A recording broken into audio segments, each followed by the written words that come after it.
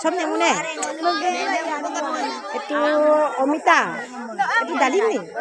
ডালিম এইটো তামোল এইটো নেমু পুলি তোমাৰতো নেমু কি যে তোমালোকে গছ আনিছা কিয় আনিছা আজি বিশ্ব পৰিৱেশ দিন গছটো কিয় ৰুব লাগে বাৰু গছটো আমি জীয়াই থাকিব অক্সিজেন গেছ পাবলৈ ৰুব লাগে মানুহে কি গেছ এৰি দিয়ে এই কাৰ্বন ডাই অক্সাইড গেছটো কোনে লয় বাৰু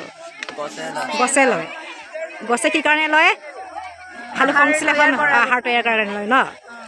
যদি গছ নাথাকে তেতিয়া কি হৈ যাব পৃথিৱীত কাৰ পৰিমাণটো কিহৰ পৰিমাণ বেছি হৈ যাব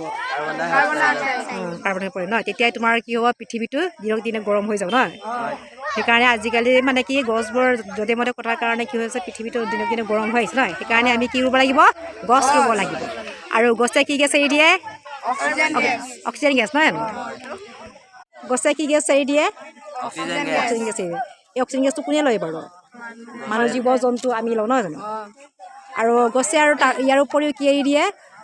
এই শিপাই শোধন কৰা অতিৰিক্ত পানীবোৰ হয় পত্ৰন্তৰ যোগেদি বাষ্প আকাৰে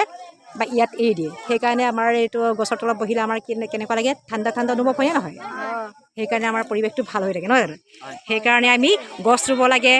নহয় জানো তাৰ উপৰিও আমি কি কৰিব লাগে অকল পৰিৱেশ বুলি ক'লে অকল গছ গছনিয়েই নহয় হয় কি হয় পৰিৱেশ বুলি ক'লে কি বুজা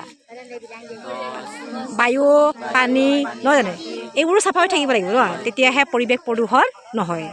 সেইকাৰণে আমি পলিথিনবোৰ কি কৰিব লাগে য'তে ত'তে পেলাব লাগে নালাগে আমি এটা জেগাত গোটাই থ'ব লাগিব নহয়